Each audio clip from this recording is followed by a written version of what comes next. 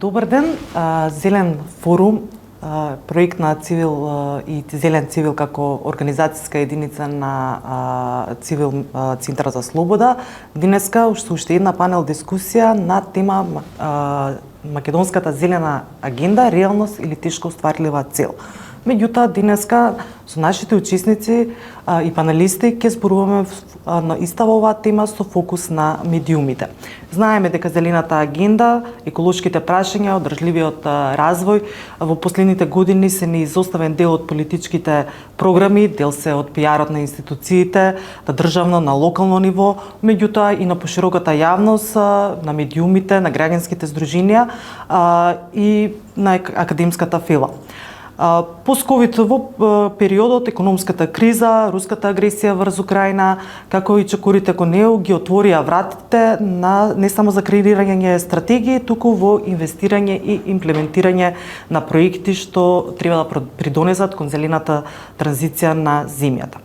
Денеска нашиот фокус ќе го ставиме на тоа колку е реална зелената агенда и каков е нејзиниот, односно односот на медиумите кон зелените прашања и иницијативи.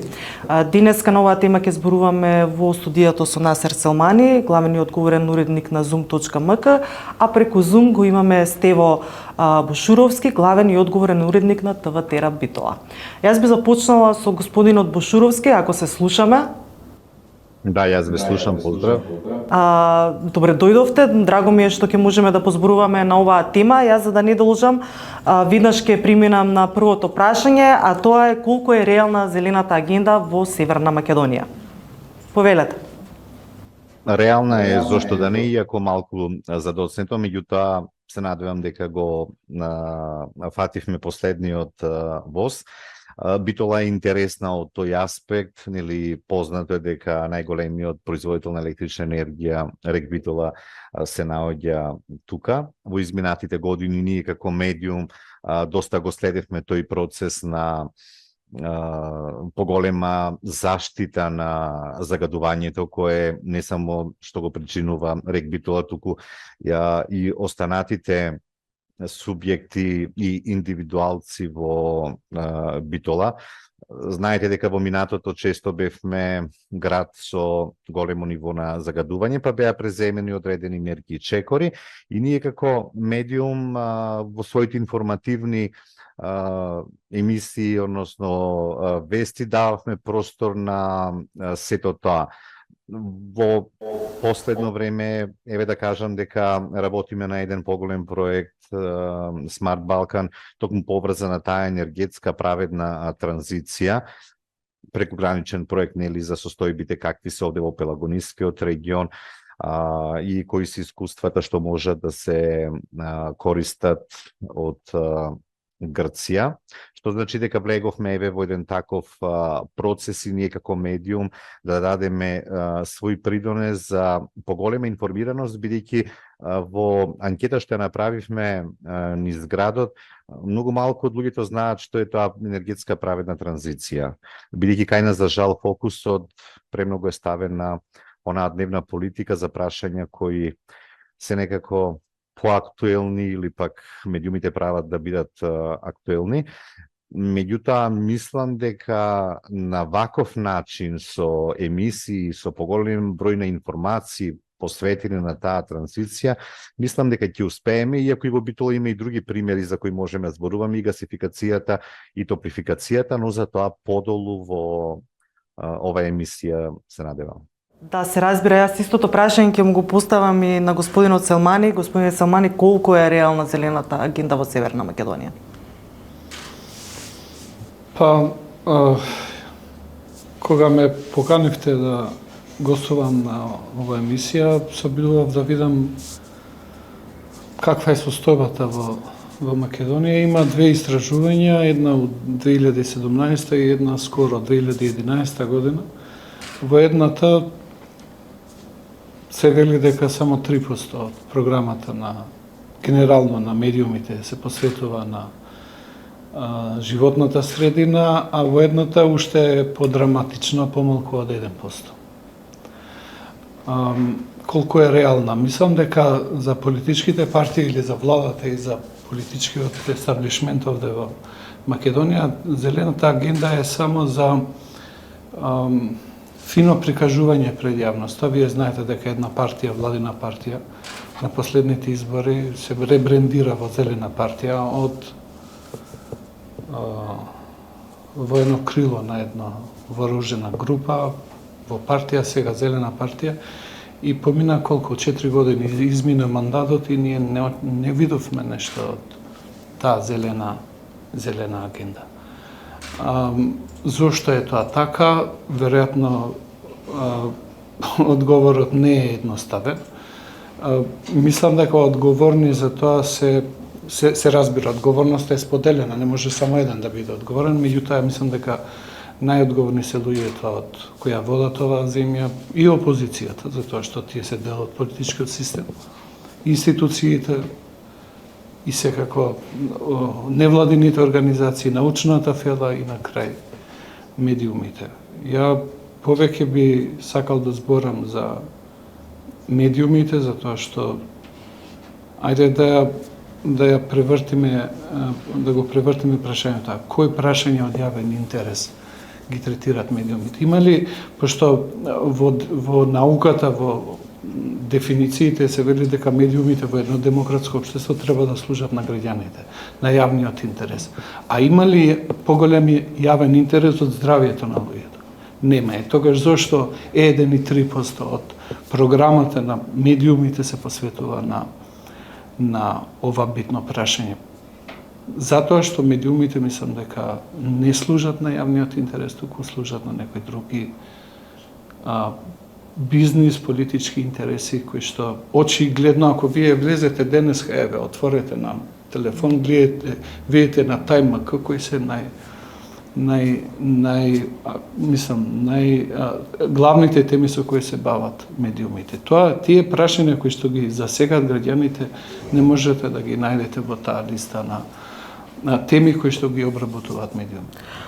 Дали, еве господинот Бошуровски зборуваше за тоа како на локално ниво медиумите се инволвирани во теми како што е зелената. Видите, дали е тоа исклучок или националните генерално на централно ниво со друго се занимаваат? Проекти кои што се финансирани од странски донатори за да се направи нешто. Меѓутоа тоа не може да ја замени сериозниот однос на државата. Колку државата инвестира во тоа. Зошто, например, во Скопје ние секоја година имаме проблем со аерозагадувањето. Сте слушале вие зошто е загадувањето? Нафрлуваат некои аргументи. Главниот проблем во Скопје е грејењето. Луѓето се греат на дрва, на други отровни материјали, кои ги горат во нивните домови што ќе сносат. Како може тоа да се реши? Едноставно да се прошири мрежата на централно грејење. Зошто тоа не го прават? Затоа што пак тука е корупцијата и организираниот криминал. Затоа што не сакат во оваа земја не сакат да пуштат јавно, како се вика, јавно-приватно партнерство, без луѓето кои што го контролираат системот да учествуваат во бизнисот. Барат мито и затоа не доаѓаат компаниите овде или не се заинтересирани да се прошири мрежата. Ако се прошири мрежата, веројатно и цената на затоплување ќе се намали. Меѓутоа, тоа не се случува. Зошто? Затоа што системот е фатен. Луѓето кои што ги имаат, ја имаат преземено да ја водат оваа земја, не се на ниво на нивната одговорност. Господине Бошуровски, вие веќе спомнавте на како вие како медиум сте веќе инволвирани во овие зелени прашања, меѓутоа колку тие заземаат простор во медиумите според вас и од кој аспект? Еве да речеме и темата со загадувањето на воздухот, која што беше и круцијална за Битола како град.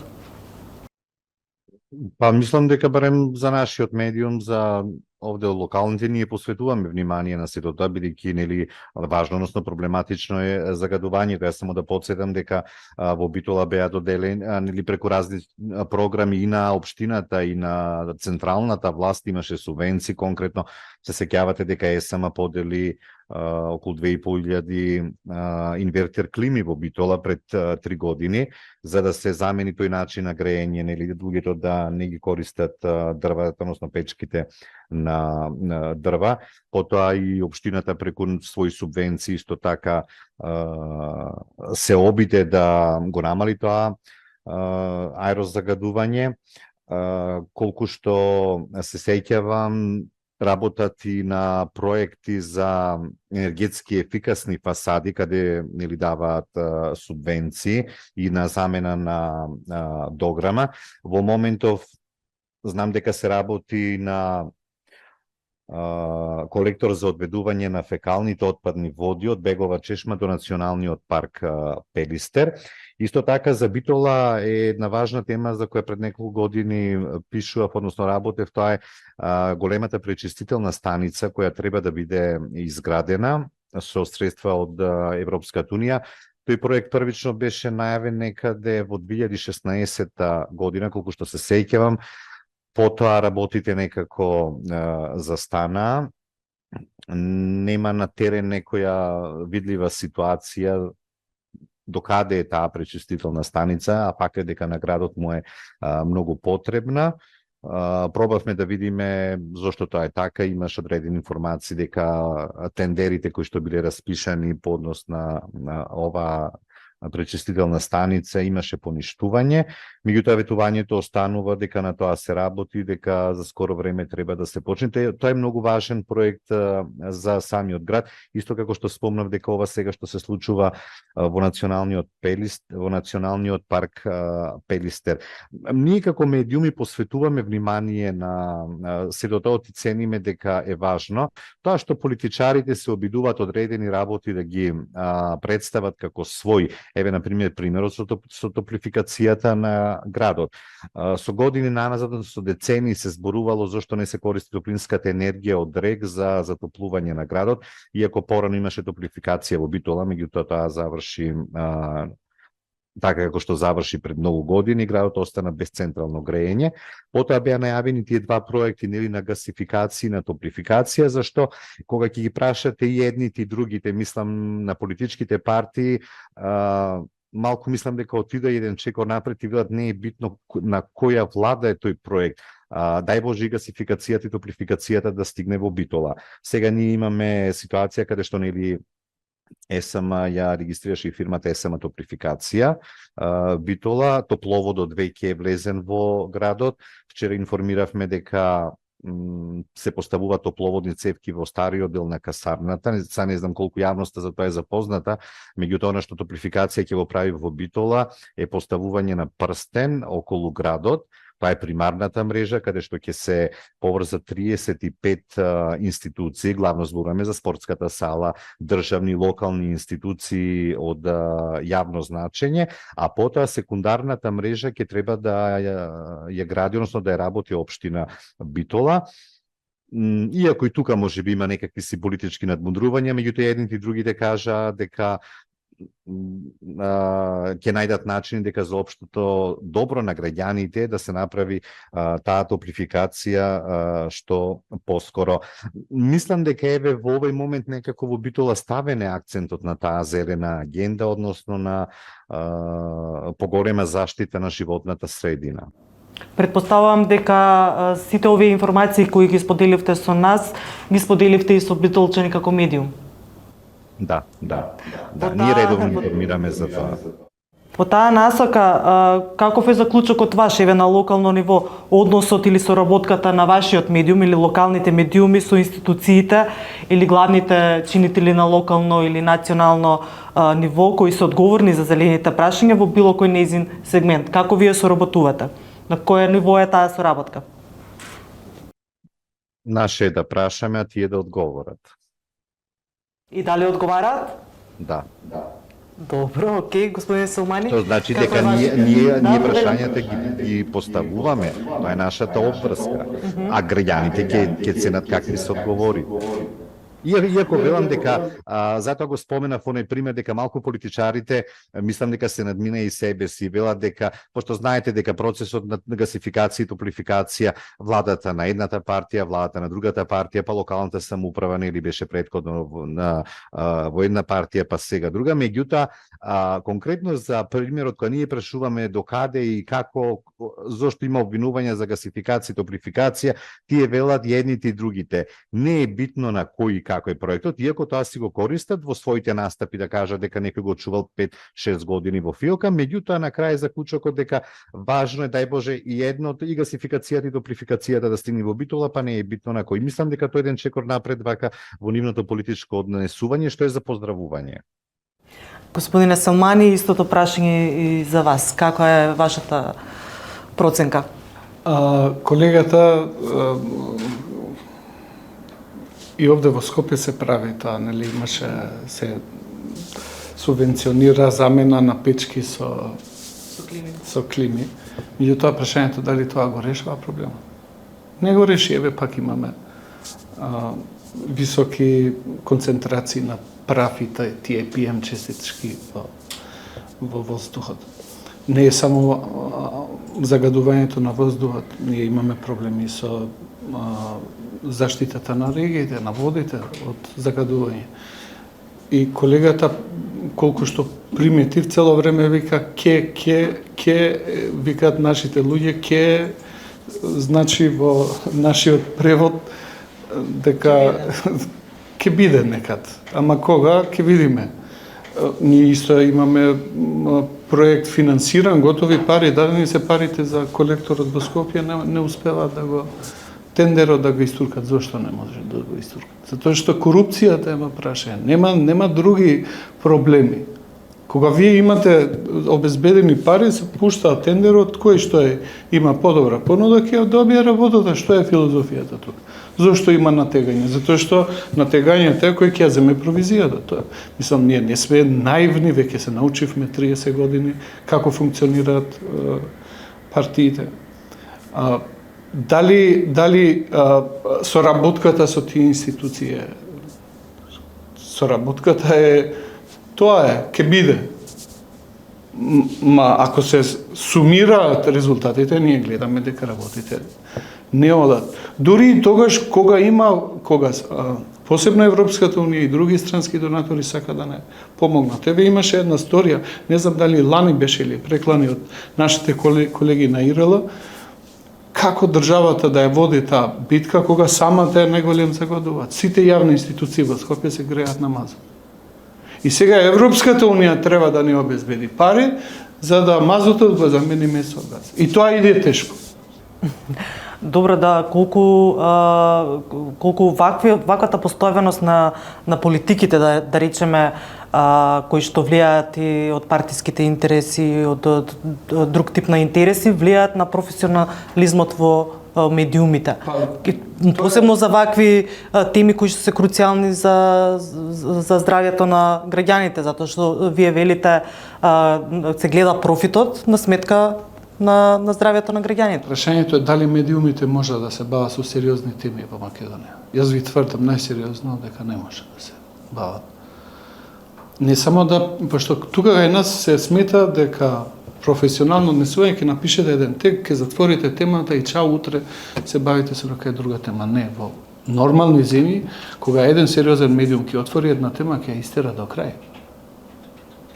Имаше пред неколку години во Америка некој градоначалник на некоја општина во Америка не ќе да одговори на некоја прашање, овие една страна со месеци, празна страна, вика овде, вместо тога што градоначалникот го очекуваме да ни даде одговор. Дали нашите медиуми тоа може да го направат? Не може да го направат. Не можат затоа што овие медиуми не се создадени, или мејнстрим, или тие што се највлијателни, не се создадени да служат на јавниот интерес. Тие кога се создадени од разни бизнис, економски, политички интереси, за да промовираат некои интереси. Видите вие вестите од 6, кога почнуваат 6, 6,5, 7 и 8, ќе видите со што се бават. Ја ви тврдам, убеден сум дека агендите или дневната агенда што ќе се пушти во највлијателните медиуми ми ја диктираат што владата, што опозицијата. Не можете вие во таков амбиент, видите, ќе рече некој, ама зашто новинарите сами не се обидат. Вие, јас сум новинар веќе скоро 30 години. Ако вас во редакцијата не ве поддржуваат во вашите намери да туркате некоја приказна, вие сами не можете. Затоа што вие ќе зборите на уредникот, а тој ќе гледа на плафон. Или ќе рече, чекај, па ќе видиме другата недела, дали тоа ќе биде. Проблемот на Македонија е дека ние имаме сериозен дефицит на демократски капацитет. Ние имаме два реалности. Имаме уставот кој што е перфектен, демократски, имаме релативно добри закони, а имаме една практика која не личи на демократија. Ова што е кај нас не личи на демократија. Не можете вие приватни медиуми да финансирате од јавни пари. Еве, на пример, само еден пример. Дадоа 350.000 евра за кампања да ни покажат колку е добро ние да бидеме во Европска унија. Па нашите граѓани знаат колку е добро во Европска, затоа бегат во земите на Европската унија. Нема потреба да дава 350.000 евра на медиумите за да кажат колку било убаво во Европската унија. А замислете тие 350.000 да ги даде на зелена агенда, да видат кој ни го труе воздухот, кој ни ја труе водата, кој ни ја труе почвата. И да видиме тие загадувачи, да им затвориме вентилот и да се обидуваме да ги решиме проблемите. Нема интерес. Партиите, политиката во Македонија не се создадени да решават проблеми на граѓаните. Тие им создаваат проблем на граѓаните. Па, нормално за земја членка на НАТО, која сака да биде членка на НАТО, на Европска унија, 2 недели се бавиме со крст.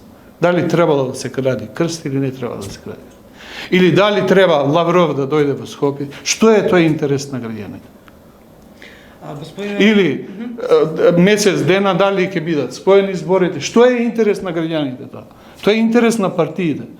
Тоа покажува дека медиумите ги туркат или ги промовираат интересите на партиите, не на граѓаните. Господине Бошуровски, што мислите вие, дали и колку има влијание политиката и политичките партии, нивниот начин на инвестирање во демократијата и во земјата, пред професионализмот на медиумите и нивната желба е да покриваат теми кои што се од зелената агенда? Дали на локално ниво се соочувате со такво нешто? Па не знам, јас себе во моето излагање многу малку се задржав на партиите и на нивните политики, повеќе на она што е, бидејќи наше да информираме, да ги отвараме прашањата. Еве, затоа јас реков дека докаде е проектот со пречистителната станица, тоа е прашање што и го отворивме и понатаму нели зборуваме на таа тема. Мислам дека ние веќе како локален, како регионален медиум се трудиме во рамките на своите информативни емисии повеќе простор да дадеме на ова, а не за тоа што и како мислат политичарите. Тие нормално си ја тераат својата агенда, прашањето е колку ние се занимаваме со тоа, бидејќи нивните политики нека ги водат во рамките нели на партиите, во рамките на институциите, и е важно на она што ние го поставуваме како прашање да добиеме одговор. Во таа насока сметате ли, или кое е вашето мислење, дали институциите и властите на централно, па и на локално ниво, бидејќи имате поголем увид, поседуваат доволно капацитети за реализација на зелените прашања, односно на овие проекти, барем со кои што се занимава општината Битола, и од кои што постојано барате одговор? Дали е до капацитетите или е нешто друго во прашање? Па дали поседуваат капацитети? Мислам дека и тие во последно време се фокусирани на тоа, бидејќи тоа е европска агенда кон која и ние стремиме, и дали сакали или не, тоа не е избор и желба нивна, затоа што се вклучени нели во проекти кои ги финансира Европската унија, што значи дека и тие мора да работат на тоа да имаат капацитет да ги реализираат работите онака како што презеле обврска. Многу често знаеме дека дел од проектите нели не били искористени во минатото, затоа што од најверојатно немале капацитет, може би да го сработат проектот и да учествуваат. Меѓутоа, мислам дека таа европска политика, односно тие европски директиви се малку се повеќе и почесто навлегуваат во нашиот општествен систем, па дури во рамките на локалната самоуправа. Голем дел од проектите што ги реализираат ги работат со они, што значи дека тие сигурно мора да граат капацитети за да може да ги реализираат нели проектите за кои презеле обврска. Сметате ли дека најголем дел да рековте дека општините ги презимаат проектите од фондовите на ЕУ? Ако некогаш, нели тоа е нашата желба да влеземе во Европската унија, во што е можно поблиска иднина, би се смениле многу работите на подобро. Во секој случај. Тоа и тенденцијата и сите тоа го признава дека што поскоро станеме членка на Европската унија, ќе можеме да користиме многу средства, многу повеќе средства, нели, и во делот на ова зелена агенда. Мислам дека сите работат на тоа. Јас овде нема да ја коментирам политиката и сето тоа, меѓутоа мислам дека локалните власти и ова актуелнава сега во Битола и претходната, дека доста проекти за таа енергетска транзиција, за таа зелена агенда, дека реализираат заедно со Европската комисија, односно со средства од тие фондови. Благодарам, господине Селмани. Што мислите вие, колку институциите, колку властите на централно па и на локално ниво имаат капацитети за да се справат со зелените прашања? Ја мислам дека не е проблем капацитетот. Прашањето е желбата, дали сака да направат. Затоа што вие, Македонија нема многу експерти од разни. Меѓутоа, ако сакате да ги најдете, ќе ги најдете. Па ако треба, ќе ги донесеме од навр, ние што не избега. Има луѓе кои ја сакат ова земја, ќе дојдат да ни помогнат. Прашањето дали сакат. Еве, например, во земјата има околу 5-6, така велат овие од Министерството за животна средина, 5-6 депони легални, тие се нелегални, начинот како го депонираат. Меѓутоа има 1000 диви депони. На запад од отпадот се прави бизнес. Зашто не сакат овие тој отпад да го соберат на едно место, да се изгради една централна каде што ќе се произведе електрична енергија. И така ние купуваме електрична енергија. 10 години го збора тоа. Ќе направиме, ќе ги собереме, сето ѓубре ќе го собереме на едно место и овие не успеват ни да го складират, вие знаете дека не го складира, не го селектираме ѓубрето. Хартија, жив материјал и ова, како се вика, пластика, стакло. Тоа не може да го прават. Па тек како ќе дојдеме ние за да тој другиот материјал што може да се користи за производство на електрична енергија. Прашањето е дека овде се е до начинот на владење. Европската унија ни кажа, ние сме криминализирана држава. Ние не се бориме против корупцијата. Што сакате повеќе? Вие немате владење на правото. Што сакате повеќе? Како вие можете да заштитите животна средина ако немате владење на право? Ако тие што го загадуваат, ја загадуваат животната средина, не одат у затвор. Не само што не одат, него и ги ослободуваат од затвор.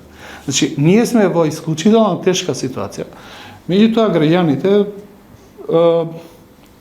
прашање е дали навистина во Македонија има...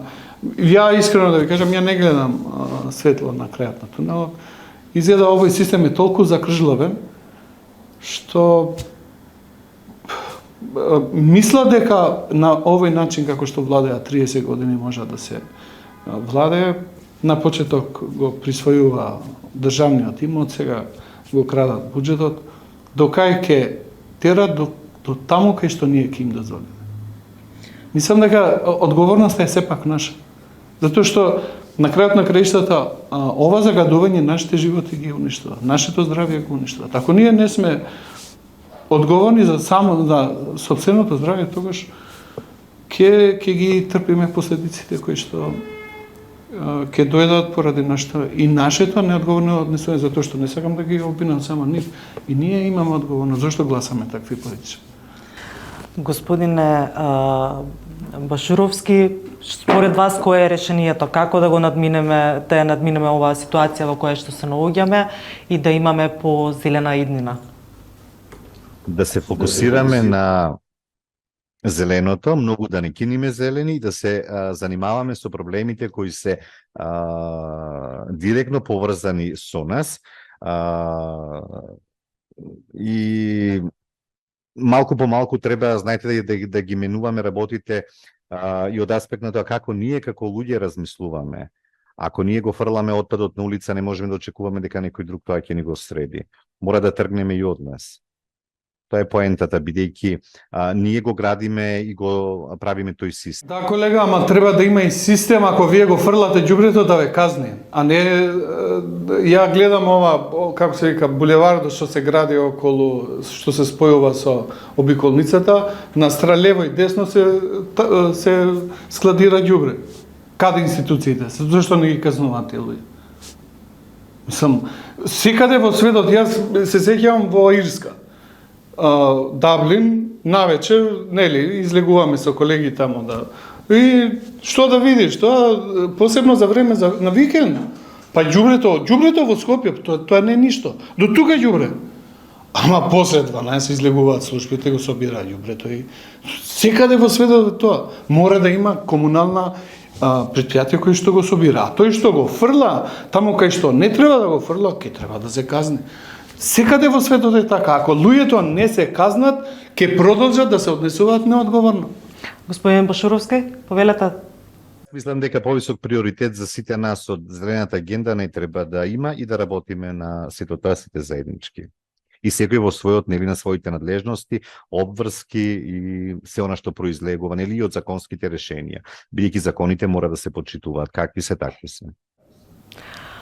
Ви благодарам и на двајцата, отворивте многу прашања кои што влијаат на тоа како ќе напредуваме со зелената транзиција. И се надевам дека ќе имаме прилика и понатаму во некоја